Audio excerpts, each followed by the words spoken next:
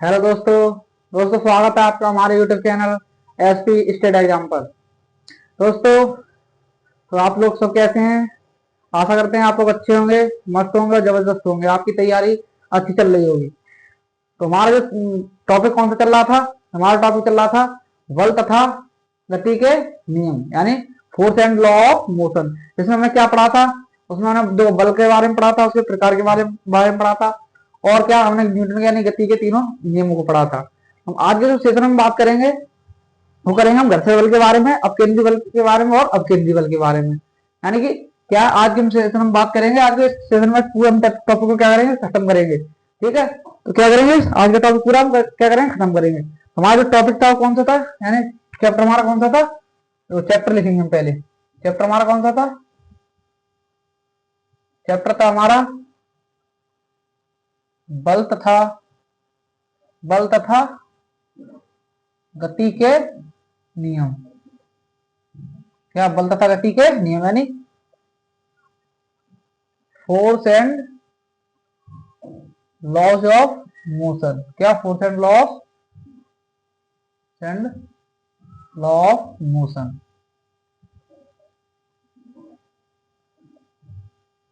क्या था चैप्टर? बल तथा गति के नियम, यानी force and law of motion. इसमें हमने क्या बताओ, बल के बारे में पूरा हमने डिटेल में पढ़ाया था। उसके बाद हमने गति के तीनों समीकरणों को पूरे डिटेल में पढ़ा था। आज हम पढ़ेंगे घर्षण बल के बारे में, यानी फ्रिक्शन फोर्स के बारे में। देखो, पहला टॉपिक पॉइंट डालो, पहला नंबर 1 हम पढ़ेंगे किसके बारे में? डालो, घर्षण बल। यानी घर्षण बल, यानी कि इनमें से क्या कहते हैं हम? फ्रिक्शन, क्या कहते हैं? Friction force. किसके बारे में पढ़ेंगे हम आज? फ्रिक्शन फोर्स के बारे में। देखो, घर्षण बल होता क्या है, यानी घर्षण बल कहते किसे हैं? क्या घर्षण बल, ये बताओ। जो मैं तुम्हें पढ़ाया था बल के प्रकार पढ़ाए थे, उसमें मैं कितना दो प्रकार पढ़ाए थे, एक स्पर्शी बल और एक अस्पर्शी बल। तो ये बताइए, जो हमारा घर्षण बल है वो किस प्रकार का बल है, यानी स्पर्शी बल है अस्पर्शी बल है? तो हमने बताया था, हमने क्या बताया था? जो घर्षण बल है वो क्या है? स्पर्शी बल है, यानी ये क्या? कॉन्टेक्ट फोर्स है। क्या है? Contact force. तो क्या देखो, हमने क्या बताया? फ्रिक्शन फोर्स यानी घर्षण बल कैसा बल है? एक कॉन्टेक्ट फोर्स, यानी क्या? स्पर्शी बल है। क्या है? स्पर्शी बल। तो लो इसके बारे में देखो क्या है, इसे हम तुम्हें समझाते हैं। देखो क्या होता है, जैसे कि कोई वस्तु है। क्या? जैसे हमारे पास क्या है, कोई ऑब्जेक्ट है, यानी कोई वस्तु है। क्या है? कोई वस्तु है। तो क्या है? तो कोई वस्तु है, वो क्या? किसी क्या मोशन यानी गति कर रही है। क्या कर रही है? गति। यानी ये ऑब्जेक्ट है हमारे पास। क्या ऑब्जेक्ट? ये क्या इस दिशा में क्या कर रही है? गति कर रही है। क्या है? वो मोशन में है। तो जब देखो ये कोई वस्तु यानी क्या? कोई ऑब्जेक्ट है, वो इस दिशा में क्या कर गति कर रहा। तो जो फ्रिक्शन फोर्स यानी घर्षण बल होता है वो क्या गति के, यानी जो हमारा मोशन है वस्तु के क्या अपोजिट है, क्या उसके विपरीत कार्य करता है। किसके विपरीत कार्य करता है? जब तो वस्तु गति क्या है, वस्तु क्या मोशन कर रही है किस तरफ? इस तरफ। तो जो हमारा फ्रिक्शन फोर्स होगा वो किस तरफ लगेगा? इस तरफ। यानी हमारा घर्षण बल लगेगा, घर्षण होगा वो किधर होगा? इस तरफ। यानी घर्षण बल किधर लगेगा? इस तरफ। यानी क्या कहेंगे हम, यानी कि जो घर्षण बल है क्या है? यह किसी वस्तु क्या क्या करता है? यह किसी वस्तु का क्या विरोध करता है, यानी क्या करता है? जब तो वस्तु क्या है इस दिशा में गति कर रही, तो घर्षण बल क्या है? उसके अपोजिट दिशा में, यानी विपरीत दिशा में क्या करता है? कार्य करता है। ठीक है, तो लिखो इसका पॉइंट लिखेंगे। पहला पॉइंट घर्षण बल के बारे में पहला पॉइंट लिखें। देखो क्या है पहला पॉइंट, क्या कहता है? देखो पहला पॉइंट, घर्षण बल क्या है? यह एक, यानी ऐसे देखो घर्षण बल। देखो देखो घर्षण क्या है? देखो घर्षण बल क्या है? घर्षण बल कैसा बल है? घर्षण बल स्पर्शी बल। घर्षण बल एक स्पर्शी बल है। क्या है? घर्षण बल एक स्पर्शी बल है। कैसा? घर्षण बल एक कैसा बल है? एक स्पर्शी बल है। देखो यह देखो दूसरा पॉइंट क्या? यह किसी वस्तु की गति का क्या करता है? विरोध करता है। यह देखो यह बल किसी वस्तु की गति का विरोध करता है। क्या करता है? विरोध करता है। क्या? गति का विरोध करता है। कैसे? देखो दोबारा समझो, जैसे कि हमारे पास कोई ऑब्जेक्ट है, वस्तु है, वो क्या है? इस दिशा में गति कर रहा है तो घर्षण बल होगा किस दिशा में, उसकी विपरीत दिशा में, यानी अपोजिट इस तरफ लगेगा, यानी मोशन इधर हो रहा है तो क्या फ्रिक्शन फोर्स इधर लगेगा। ठीक है, समझ में आया? ठीक है, अब देखो क्या है, अब देखो क्या घर्षण बल हमने पढ़ लिया। अब देखो इसके प्रकार होते हैं, कुछ घर्षण बल के क्या प्रकार होते हैं, इसके कितने प्रकार होते हैं, इसके कितने प्रकार, 3 प्रकार होते हैं घर्षण बल के। घर्षण बल के कितने प्रकार होते हैं, 3 प्रकार। तो लिखो पहला, देखो घर्षण बल के प्रकार लिखो, डालो डालो, घर्षण बल के प्रकार, यानी कि टाइप्स ऑफ फ्रिक्शन फोर्स। क्या टाइप्स ऑफ फ्रिक्शन फोर्स। देखो बल के कितने प्रकार होते हैं, वो सॉरी घर्षण बल के कितने प्रकार होते हैं, 3 प्रकार। पहला है स्टैटिक घर्षण, यानी कौन सा, लो पहला डालो उसमें, स्टैटिक घर्षण, स्टैटिक घर्षण। इसे इंग्लिश में क्या कहते हैं, स्टैटिक फ्रिक्शन कहते हैं। क्या कहते हैं इसे, इसे कहते हैं स्टैटिक फ्रिक्शन, इसे कहते हैं स्टैटिक फ्रिक्शन। देखो स्टैटिक घर्षण होता क्या है, तो समझना स्टैटिक घर्षण क्या होता है। देखो क्या, जब मैंने कोई वस्तु को, क्या मैंने कोई वस्तु क्या है उसमें बल लगाया, नहीं क्या मैंने किसी वस्तु को क्या बल लगाया, क्या लगाया, बल लगाया। तो क्या जब मैंने उस वस्तु को बल लगाया, मैंने मानो मैंने जैसे एग्जाम्पल मानो मैं 4 न्यूटन का उसमें बल लगाया लगाया 4 न्यूटन, जब मैंने 4 न्यूटन का बल लगाया तो क्या वो वस्तु में धक्का दिया तो वो क्या उसी स्थान पर है, जिस वस्तु को मैं धक्का दिया वो क्या वो अपने स्थान पर है, ना आगे हुई ना पीछे हुई। तो मैंने क्या किया, थोड़ा बल बढ़ाया, नहीं हमने क्या किया, अब 4 न्यूटन की जगह मैंने क्या 8 न्यूटन का बल लगाया, कितना 8। जब फिर भी धक्का मारा तो क्या हुआ, धक्का लगाया फिर भी क्या वस्तु अपने स्थान पर है, नहीं ना तो उसमें कोई मोशन नहीं हुआ, उसमें क्या है कोई मोशन नहीं हुआ, यानी कोई उसमें बदलाव नहीं हुआ।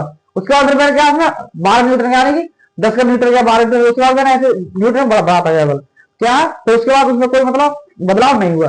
तो क्या है वह वस्तु क्या है, एक किसमें द्रावक की अवस्था में क्या है, स्थित है। क्या वो वस्तु स्थित है। हम क्या कह सकते हैं, यह घर्षण बल तब कार्य करता है, क्या यह घर्षण बल तब कार्य करता है जब कोई वस्तु किसमें हो, जब कोई वस्तु विराम की अवस्था में हो, किसमें हो, जब कोई वस्तु विराम की अवस्था में हो। लिखो लिखो, यह घर्षण यह घर्षण यह घर्षण तब कार्य करता है, तब यह घर्षण तब कार्य करता है, कार्य करता है जब कोई वस्तु, जब कोई वस्तु विराम की अवस्था में हो, विराम की अवस्था में हो, किसमें हो, जब कोई वस्तु किसमें हो, विराम की अवस्था में हो। ठीक है, ये इसका नाम पहला पार्ट था, टाइप था इसका। जो स्क्रीनशॉट लो 1 2 3, इसका स्क्रीनशॉट ले लिया, करना साफ।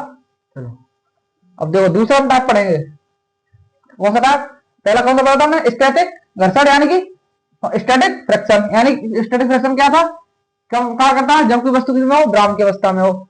अब क्या जो दूसरा हमारा टाइप है वो क्या है, देखो हमारा दूसरा टाइप कौन सा है, यानी घर्षण पर पता, दूसरा कौन सा है हमारा, घर्षण का सीमांत बल, यानी घर्षण का सीमांत बल। तो दूसरा टाइप डालो, क्या बी नंबर डालो, वो ये था, अब भी डालो, बी कौन सा था, यानी घर्षण का सीमांत बल,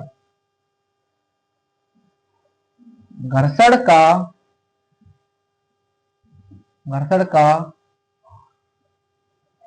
सीमांत बल, क्या घर्षण का सीमांत बल, घर्षण का सीमांत बल है क्या कहते हैं इंग्लिश में, क्या है लिमिटिंग फोर्स ऑफ फ्रिक्शन। क्या लिमिटिंग नहीं, क्या लिमिटिंग फोर्स ऑफ घर्षण, क्या limiting force of friction, sorry friction, यानी कि लिमिटिंग फोर्स ऑफ फ्रिक्शन, यानी घर्षण का सीमांत बल। क्या होता है घर्षण का सीमांत बल। तो लिमिटिंग की क्या है, एक स्पेलिंग का देख लेना, एरर हो सकता है, शायद इसका ये होगा, क्या होगा देखो, क्या LI लिमिटिंग, फ्रैक्शन, ये सही है, लिमिटिंग फोर्स ऑफ फ्रैक्शन।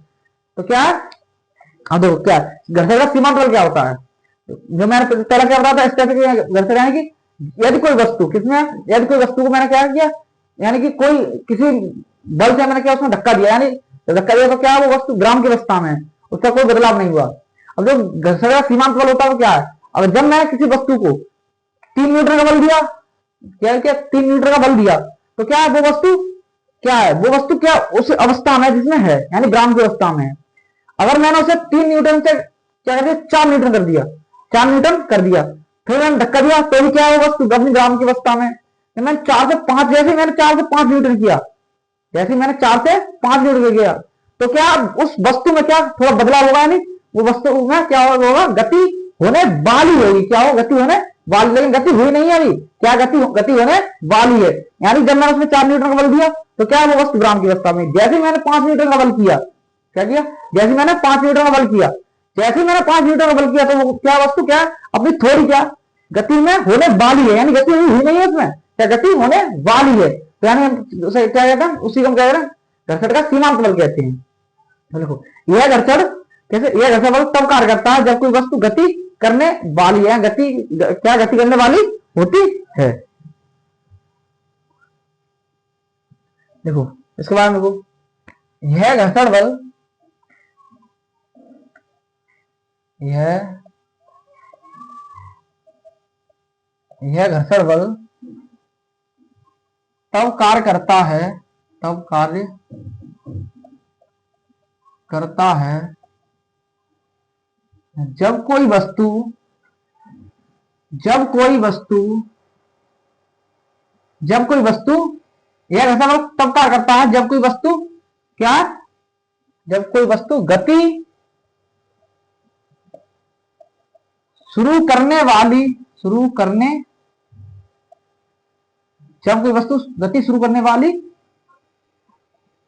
हो, क्या यह घर्षण बल तब कार्य करता है जब कोई वस्तु गति शुरू करने वाली हो, यानी गति क्या करने वाली होती है, कर सकते हैं। ठीक है, ये क्या दूसरा हमने टाइप पढ़ा था। अगर तीसरा टाइप आता है उसे हम कहते हैं क्या, उसे हम कहते हैं क्या, तीसरा होता है गतिज घर्षण, यानी क्या गतिज घर्षण। तीसरा देखो गतिज, क्या गतिज घर्षण, गतिज घर्षण हम क्या कहते हैं, क्या काइनेटिक फ्रिक्शन, क्या कहते हैं, काइनेटिक फ्रिक्शन, काइनेटिक फ्रिक्शन। देखो काइनेटिक फ्रिक्शन क्या होता है, क्या है गतिज घर्षण होता क्या है। देखो जैसे मैंने क्या किया, देखो ये पहला मैं बताया था ना स्टैटिक घर्षण, यानी क्या था उसमें, जब मैंने उसमें कोई बल लगाया, किसी एग्जांपल के तौर पर मैं किसी न्यूटन से बल लगाया, 4 न्यूटन बल लगाया, तो क्या वो वस्तु अपनी अवस्था, उसी अवस्था में जिसमें वो पहले थी, यानी कि उसमें कोई बदलाव नहीं हुआ, यानी वो क्या अपनी ग्राम की अवस्था में। दूसरा में क्या बताया था सीमांत घर्षण, यानी कि जब कोई वस्तु को मैंने 4 न्यूटन का बल दिया, जैसे मैंने 4 मीटर के बाद 5 मीटर का बल किया, तो क्या उस वस्तु में क्या थोड़ी सी गति होने वाली हो, यानी होने वाली हो, उसमें गति हुई नहीं है, तो हम क्या कहते हैं सीमांत बल, घर्षण का सीमांत बल कहते हैं। अब गतिज घर्षण, यानी गतिज घर्षण किसे कहते हैं, जब कोई वस्तु क्या हो, यह ऐसे जब कोई वस्तु किसमें हो, गति में, यानी यह घर्षण, ये ऐसे देखो देखो देखो यह घर्षण बल तब कार्य करता है, तब कार्य करता है जब कोई वस्तु, जब तब कार्य करता है जब कोई वस्तु किसमें हो, गति की अवस्था में हो, किसमें हो, गति की अवस्था में हो, किसमें हो, गति की अवस्था में हो, किसमें हो, गति की अवस्था में हो, किसमें गति। तो अब क्या घर्षण, जो गति घर्षण होता है इसके क्या, इसके 2 प्रकार होते हैं, 2 टाइप्स होते हैं इसके कितने होते हैं, 2 टाइप्स। 2 टाइप्स कौन से होते हैं, एक होता है हमारा क्या, एक होता है हमारा रोलिंग घर्षण, रोलिंग, और एक होता है सर्पी, यानी एक रोलिंग घर्षण होता है हमारा और एक होता है सर्पी घर्षण। कौन से होते हैं, 2 होते हैं, एक होता है हमारा रोलिंग घर्षण और एक सर्पी घर्षण, यानी रोलिंग को इसमें इंग्लिश में कहते हैं रोलिंग घर्षण, सर्पी कहते हैं स्लाइडिंग, स्लाइडिंग फ्रिक्शन। एन लिख लो चलो, इसे हम कहते हैं रोलिंग फ्रिक्शन और इसे हम कहते हैं स्लाइडिंग, स्लाइडिंग फ्रिक्शन। देखो रोलिंग फ्रिक्शन क्या होता है, जब हम किसी वस्तु को क्या रोल करके ले जाते हैं, यानी रोल करके ले जाते हैं, और सर्दी क्या होता है स्लाइडिंग, जब हम किसी वस्तु को क्या रोल यानी खींचकर घसीट कर ले जाते हैं, हम कहते हैं स्लाइडिंग। रोलिंग देखो कैसे करते हैं, रोलिंग क्या होता है, तो रोलिंग क्या हम किसी को रोल करके ले जाते हैं, और स्लाइडिंग क्या है हम किसी को घसीट कर ले जाते हैं, स्लाइड करके ले जाते हैं, ठीक है। तो देखो रोलिंग और स्लाइडिंग में क्या अंतर है, इसका एक तुमको अंतर बस याद रखना है, क्या रखना है, इसका एक अंतर आपको याद रखना है। हाँ, तो क्या रोलिंग फ्रैक्शन और सरफेस फ्रैक्शन, स्लाइडिंग फ्रैक्शन। तो क्या देखो रोलिंग फ्रैक्शन यानी रोलिंग घर्षण और सरफेस घर्षण। अब देखो रोलिंग घर्षण क्या मतलब, किसी चीज को क्या रोल करके, कैसे देखो किसी चीज को क्या ऐसे रोल करके ले जा रहे हैं, कैसे रोल करके, ऐसे यानी रोल करके ले जा रहे हैं, और किसी चीज को क्या यानी घसीट कर स्लाइडिंग, यानी जैसे कि जो हमारा बैग होता है तो ये वाला यानी उसे यानी किसी चीज को स्लाइडिंग घसीट के ले जा रहे हैं। तो ये बताओ इसमें क्वेश्चन बनता दोनों में, ये बताओ इसमें दोनों में फोर्स किसमें ज्यादा लगाना पड़ेगा, यानी बल किसमें ज्यादा लगाना पड़ेगा, रोलिंग घर्षण में या सर्फी घर्षण में। तो ये बताओ देखो, अगर किसी वस्तु को रोल करके ले जाएंगे, और किसी वस्तु को रोल करके ले जाएंगे, यानी रोलिंग करके ले जाएंगे, तो क्या उसमें फोर्स कम लगाना पड़ेगा, और किसी वस्तु को हम घसीट के ले जाएंगे, जैसे किसी चीज को घसीट के ले जाते तो इसमें क्या ताप जाओ, यानी बल क्या जाव लगाना पड़ता है, क्या बल जाव लगाना पड़ता है। तो इसमें एक सवाल बनता है कि ये बताओ इसमें से कौन सा बल सॉरी कौन सा घर्षण बड़ा है, यानी कि सर्पी घर्षण और रोलिंग घर्षण में कौन सा घर्षण बड़ा है। तो क्या कहोगे, हमेशा याद रखना क्या कि जो सर्पी घर्षण है, यानी कि सर्पी घर्षण है वो बड़ा होता है हमेशा किससे, रोलिंग घर्षण से, किससे, रोलिंग घर्षण से, हमेशा ये याद रखना, ठीक है। ये पूछा जाता है, ठीक, यानी कि क्या हमारा रोलिंग घर्षण होता है, यानी रोलिंग घर्षण क्या है, रोलिंग घर्षण क्या है, यानी किसी चीज को रोल करके ले जाना, जब रोल करके ले जाएंगे यानी तो उसमें क्या बल कम लगाना पड़ेगा, और किसी चीज को हम घसीट कर ले जा रहे हैं, जैसे कि हम बैग ले जाते हैं घसीट कर ले जाते हैं, यानी कि तो उसमें क्या बल हमें जाव लगाना पड़ता है, यानी कि तो क्या है ये बताओ इनमें दोनों में से बड़ा कौन सा होता है, तो मुझे बताओ बल किसमें लगता है सबसे ज्यादा, यानी घसीटेंगे तो उसमें बल ज्यादा लगेगा, तो यानी कि उसको क्या है सर्पी घर्षण बड़ा होता है रोलिंग घर्षण से, ठीक है। इसका स्क्रीन शॉट लो एक बार, इसका स्क्रीन शॉट लो जल्दी, 1 2 3 करना क्लीन कर देना, तो 1 2 3 हमने क्या घर्षण के तीनों प्रकार पढ़ लिए, गति घर्षण के हमने दोनों प्रकार पढ़ लिए। अब हम पढ़ेंगे क्या, अब देखो नया जो बल है हमारा वो बल है एक क्या अवकेंद्री बल, हम पढ़ेंगे अब अवकेंद्री बल के बारे में। डालो नेक्स्ट टॉपिक, डालो हमारा नेक्स्ट टॉपिक है हमारा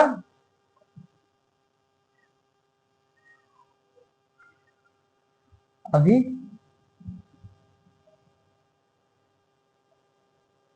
अभिकेंद्री अभिकेंद्री अरे दोबारा लिखो, देखो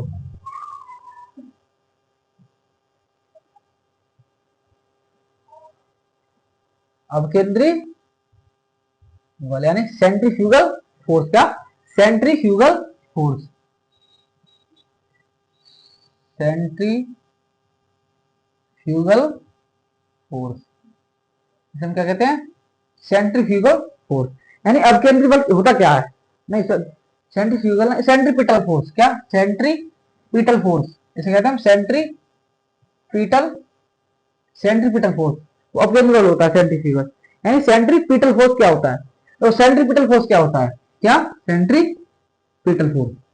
अवकेंद्री बल क्या होता है, देखो जब कोई वस्तु कैसे जब कोई वस्तु क्या जब कोई वस्तु किसी वृत्तीय रास्ते पर, यानी जब कोई वस्तु किसी वृत्तीय रास्ते पर क्या जब कोई वस्तु किसी वृत्तीय रास्ते पर क्या गति करती है, क्या जब कोई वस्तु किसी वृत्तीय रास्ते पर गति करती है तो उसके अंदर क्या उसके अंदर एक बल कार्य करता है, उसे हम क्या कहते हैं अवकेंद्री बल कहते हैं। यानी अंदर की तरफ से क्या कार्य करता है, बल कार्य करता है, उसे हम क्या कहते हैं अवकेंद्री बल।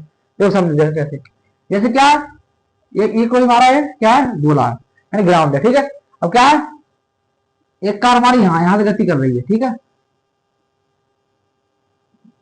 क्या ये कोई वस्तु यानी कार्य यहां से गति कर रही है। तो देखो जब ये यहाँ इस क्या वृत्ति पथ पर गति कर रही है, इस वृत्ति पथ पर गति करने के साथ क्या इसके अंदर की तरफ, यानी इसके अंदर की तरफ जो एक बल कार्य कर रहा है उसे हम क्या कहेंगे, ये बताओ। जब किसी राउंड सर्कल पर क्या हम गाड़ी चलाते हैं तो क्या उसके अंदर की तरफ बल कार्य करता है, यानी अंदर की तरफ बल कार्य करते हम क्या कहते हैं, अभ्यंतरी बल कहते हैं। यानी जब कोई वस्तु किसी वृत्ति रास्ते पर जब कोई वस्तु किसी वृत्ति रास्ते पर गति करती है तो उस पर अंदर की तरफ, यानी उस पर अंदर की तरफ एक बल कार्य करता है जिसे क्या कहते हैं, अवकेंद्री बल कहते हैं। क्या कहते हैं, अवकेंद्री बल कहते हैं। ठीक है, तो यहां से क्या अंदर की तरफ एक बल कार्य करेगा, यानी क्या है, एक अंदर की तरफ बल कार्य कर रहा है। ठीक है, तो लिखो इसकी परिभाषा लिखो पहले, क्या देखो इसकी परिभाषा, देखो इसकी डेफिनेशन लिखो, परिभाषा लिखो कि जब कोई वस्तु किसी वृत्तीय रास्ते पर घूमती है तो जब कोई वस्तु देखो जब कोई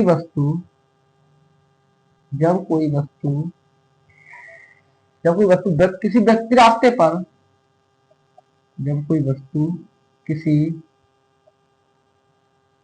वृत्तीय रास्ते पर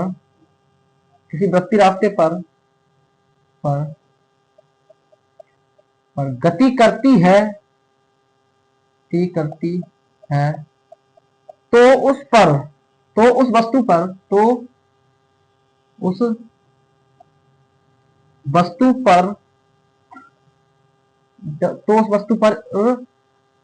उस वस्तु पर अंदर की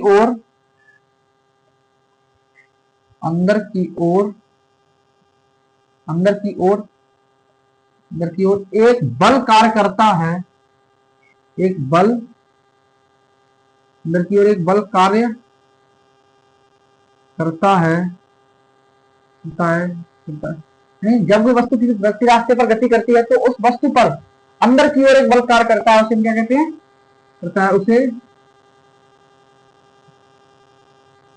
अभिकेंद्रीय बल कहते हैं। यानी क्या कहते हैं, सेंट्रीपिटल फोर्स कहते हैं। क्या कहते हैं, सेंट्रीपिटल फोर्स कहते हैं। ये एक दूसरा पॉइंट लिखना, एक पॉइंट लिखना, उसे क्या कहते हैं, अवकेंद्री बल कहते हैं।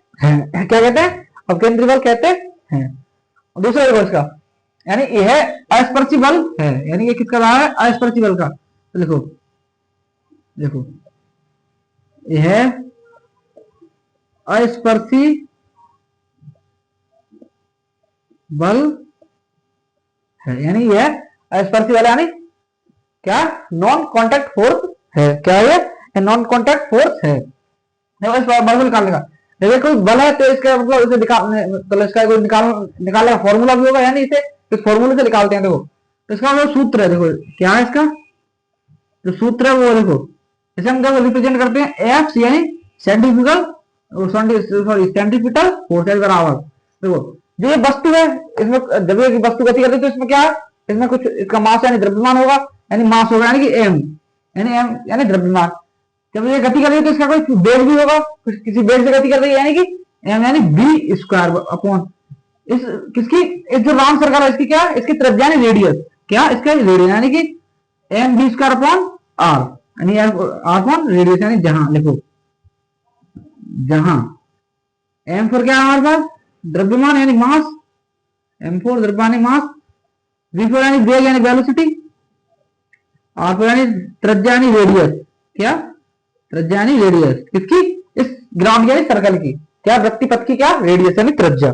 ठीक है, क्या त्रिज्या। अब देखो यहाँ एक चीज और याद रखना, देखो ये तो इसका अवकेंद्री बल निकालने का, एक है अवकेंद्री त्वरण, अभी केंद्रीय त्वरण कैसे निकालेंगे, अवकेंद्री त्वरण, ये दो फॉर्मूला याद रखना। ठीक है, अवकेंद्री त्वरण यानी ए बराबर, देखो अवकेंद्री त्वरण के लिए क्या है, क्या त्वरण के लिए वी स्क्वायर अपॉन आर, क्या ये इसका क्या है, अवकेंद्री त्वरण है, यानी क्या अवकेंद्री त्वरण यानी वी स्क्वायर अपॉन आर। ठीक है, ये इसका क्या, अब इसका तुम्हें क्या एग्जाम्पल याद रखना कि हमेशा क्या जो एग्जाम पूछा जाता है, एक इसके ये दोनों फॉर्मूला और इसकी देखो दिशा, यानी ये किस दिशा, यानी किसके अंदर की ओर, क्या इसके अंदर की ओर, इसकी दिशा पूछी जाती है। और इसके क्या एक एग्जाम्पल पूछे जाते हैं, क्या एग्जाम्पल यानी उदाहरण लिखो। जैसे कि लट्टू का घूमना, क्या लट्टू का घूमना, किसका घूमना, लट्टू का घूमना, क्या लट्टू का घूमना। ठीक है, ये होगा क्या अपकेंद्री पूरा, क्या होगा अपकेंद्री बल पूरा खत्म हो गया। ठीक है, अब क्या, अब डालो अपकेंद्री बल, इसको हम साफ कर दें, कैसा क्लीन। तो 1 2 3 इसका जोड़ लो, ले लिया, करने देना। अब लिखो क्या, अब लिखो अपकेंद्री बल, क्या अपकेंद्री बल, अपकेंद्री बल किसे कहते हैं, क्या अपकेंद्री बल। देखो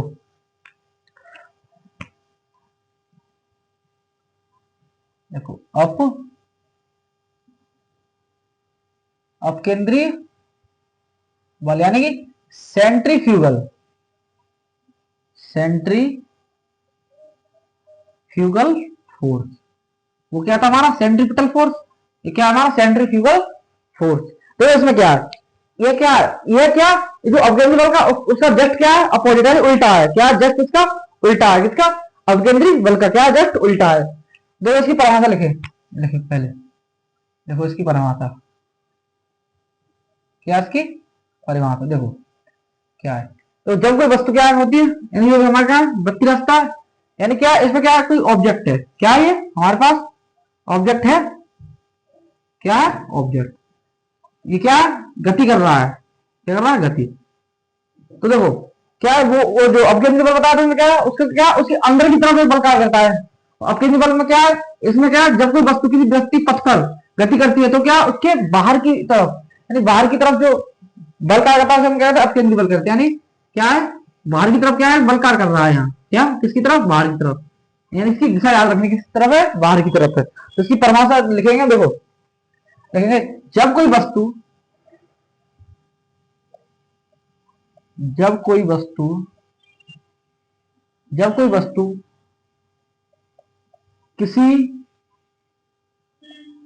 वृत्तीय रास्ते पर, किसी वृत्तीय रास्ते पर गति करती है तो, करती है तो उस वस्तु पर, तो उस वस्तु पर, तो उस वस्तु पर बाहर की ओर, इस तरफ बाहर की तरफ लिखो, बाहर की तरफ एक बल कार्य करता है, एक बल कार्य करता है, उसे उसे क्या अपकेंद्रीय बल कहते हैं, उसे अपकेंद्रीय बल कहते हैं। ठीक है, कहते हैं क्या, यानी देखो इसमें क्या एग्जाम में ज्यादातर क्या पूछा जाता है इसका, देखो एक पूछा जाएगा अपकेंद्रीय बल की दिशा, और अपकेंद्रीय बल के जो दो हमने फॉर्मूला बताया था, अपकेंद्रीय बल को निकालने का और अपकेंद्रीय बल के सॉरी अपकेंद्रीय त्वरण को निकालने का फॉर्मूला, और दूसरा उसके एग्जाम्पल। ऐसे इसकी दिशा और उसके एग्जाम्पल याद रखनी है। मतलब इसका कोई फॉर्मूला मतलब क्या, जो हमने अपकेंद्रीय बल के फॉर्मूला पढ़े थे वही सेम अपकेंद्रीय बल के लिए ये बताओ। यहाँ भी ऑब्जेक्ट है, उसके लिए क्या द्रव्यमान, अपकेंद्रीय बल में क्या द्रव्यमान m था, यहाँ भी क्या द्रव्यमान m है, उसके लिए क्या जो वेलोसिटी एंड वेग था गति कर रही थी जिस वेग से, उसके लिए v स्क्वायर था, उसके लिए यानी वह क्या उसकी रेडियस क्या थी ग्राउंड की, इसकी भी आ रही है तो उसकी भी रेडियस त्रिज्या रहेगी। ठीक है, यानी इसके उसके फॉर्मूला सेम है। ठीक है, इससे एग्जाम्पल लिखो, क्या एग्जाम्पल, जैसे देखो एग्जाम्पल में क्या क्या या तो वॉशिंग मशीन यानी कपड़े धोने वाली मशीन होती है, क्या वॉशिंग मशीन, क्या वॉशिंग मशीन।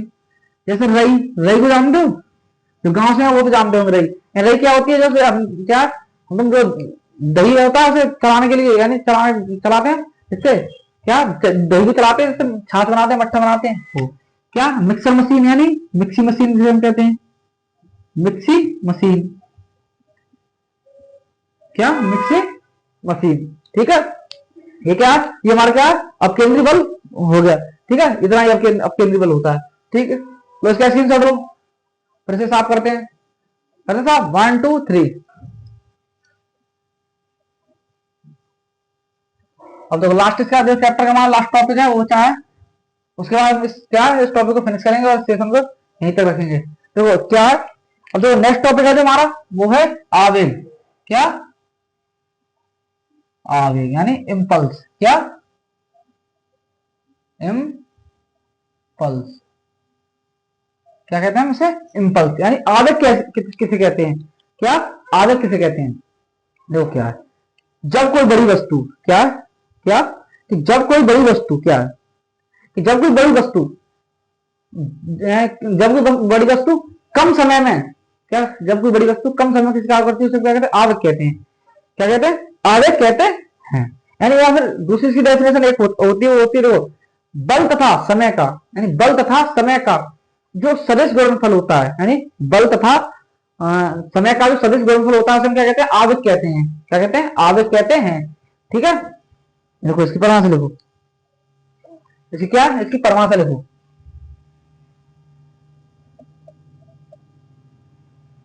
इसकी परिभाषा देखो, इसकी परिभाषा क्या देखो कि बल तथा, देखो बल, बल तथा समय का सदिश गुणनफल, बल तथा समय का सदिश गुणनफल, बल तथा समय का सदिश गुणनफल आवेग कहलाता है। क्या कहलाता है? आवेग कहलाता है। आवेग कहलाता है। ठीक है, क्या कहलाता है? आवेग कहलाता है। या दूसरा क्या, जब कोई बड़ी वस्तु, क्या जब कोई बड़ी वस्तु क्या कम समय में किसी कार्य करती है उसे क्या कहते हैं? आवेग कहते हैं। ठीक है, यानी इसकी ये परिभाषा लिखो, या दूसरी लिखो तो लिखो, लिखो और ये लिखो, जब कोई बड़ी वस्तु, जब कोई बड़ी वस्तु, क्या है, जब कोई बड़ी वस्तु, जब कोई बड़ी वस्तु कम समय में, जब कोई बल किसी वस्तु को, यानी जब कोई बड़ा बल, यानी या फिर कोई जब कोई बड़ी वस्तु, जब कोई बड़ी वस्तु कम समय में, जब कोई बड़ी वस्तु कम समय में, किसी कार्य को, किसी कार्य को करती है, तो उसे, आवेग कहते हैं। तो उसे आवेग कहते हैं। क्या कहते हैं? उसे आवेग कहते हैं। अब आवेग को निकालने का जो फॉर्मूला होता है वो देखो, क्या इसका जो फॉर्मूला यानी सूत्र होता है वो क्या, देखो सूत्र आवेग यानी क्या बता, बल तथा समय का सदिश गुणनफल, यानी बल, क्या आवेग बराबर क्या होता है हमारा, यानी कि बल मल्टीप्लाई गुणनफल, क्या मल्टीप्लाई समय, यानी कि आवेग को हम रिप्रेजेंट करते हैं जे से, बल के लिए हम क्या एफ इंटू टी, यानी जे बराबर क्या होता है हमारा एफ टी, ये इसका क्या होता है? सूत्र होता है। अब क्या है सूत्र, इसका मात्रक क्या होता है? देखो इसका मात्रक, क्या इसका मात्रक, देखो मात्रक, बल का मात्रक क्या होता है? न्यूटन। क्या होता है? न्यूटन। और समय का मात्रक क्या होता है? मीटर। क्या होता है? मीटर, यानी कि न्यूटन मीटर। और दूसरा मात्रक क्या होता है? देखो बल का मात्रक क्या होता है? किलोग्राम मीटर प्रति सेकंड स्क्वायर। क्या होता है? बल का मात्रक क्या होता है? किलोग्राम मीटर प्रति सेकंड स्क्वायर मल्टीप्लाई समय के लिए क्या है? सेकंड, मीटर के, सॉरी न्यूटन मीटर नहीं होगा, सॉरी न्यूटन सेकंड होगा। क्या न्यूटन सेकंड, समय के लिए क्या होता है? सेकंड होता है। सेकंड के लिए क्या होता है? एस, सॉरी वो गलती से मीटर हो गया था, सेकंड, क्या सेकंड, दो एस से एस की पावर खत्म, तो क्या बचेगा? किलोग्राम मीटर प्रति सेकंड। इसका क्या होता है? होता है मात्रक, एक ये और एक ये दो मात्रक होते हैं इसके। ठीक है, इसके दो मात्रक होते हैं। अब देखो आवेग कैसी राशि है, तो देखो आवेग एक सदिश राशि है। सदिश राशि किसे कहते हैं? जिसमें क्या है? परिमाण और दिशा दोनों। सदिश राशि कहते हैं जिसमें परिमाण के साथ साथ क्या हो? दिशा हो, उसमें क्या कहते हैं? सदिश राशि कहते हैं। इसकी विमा क्या होती है? देखो क्या, इसकी विमा, क्या इसकी विमा। देखो विमा क्या होती है, तो हमें क्या द्रव्यमान यानी किलोग्राम, देखो मीटर के लिए क्या बताया था, वो सॉरी बल के लिए हमें क्या विमा बताई थी, बल के लिए विमा बताई थी M L T minus two, जो पहला चैप्टर पढ़ाया था देखना उसमें, मैंने पूरा पढ़ा रखा, निकालना सिखाया कैसे निकालते हैं। ठीक है, क्या बल के लिए क्या होगा M L T minus two, और समय के लिए क्या बताया था हमने टी, क्या टी। देखो जब क्या एम एम वन है, एल का है, एल हमारे पास, और टी माइनस टू और टी वन, एन क्या होता है गुणाम, क्या होता है कहां पे जुड़ जाती है, जब जुड़ जाती है तो क्या है, यहाँ माइनस टू है और यहाँ प्लस है, प्लस का वन है, तो माइनस टू में प्लस का वन जाएगा, क्या हो जाएगा माइनस वन, क्या बचेगा माइनस वन, यानी क्या हो जाएगा हमारे पास M L T minus one, क्या हो जाएगा M L T minus one, क्या M L T minus one, यानी ये चैप्टर यहाँ तक क्या होगा फिनिश हो गया, क्या होगा खत्म हो गया। जो इस चैप्टर में जितना आता था एग्जाम में मैंने पूरा पढ़ा रखा है, आज का सेशन में यहीं तक रखेंगे, और आज के सेशन में क्या पूरा हमने चैप्टर खत्म कर रखा है। तो आशा करते हैं आपको हमारा हमारा जो ये सेशन है पसंद आया होगा, और पसंद आया तो हमारे चैनल को सब्सक्राइब करें, और वीडियो को लाइक करें, शेयर करें, और कमेंट में जरूर बताएं कि आपको हमारी वीडियो कैसी लगी। तो मिलते हैं हम आपको अगले सेशन में, आज के लिए हम बस इतना ही रखते हैं, तो फिर ठीक है मिलते हैं अगले सेशन में, आज के लिए इतना ही। थैंक यू, जय हिंद, जय हिंद, जय भारत, वंदे मातरम, थैंक यू।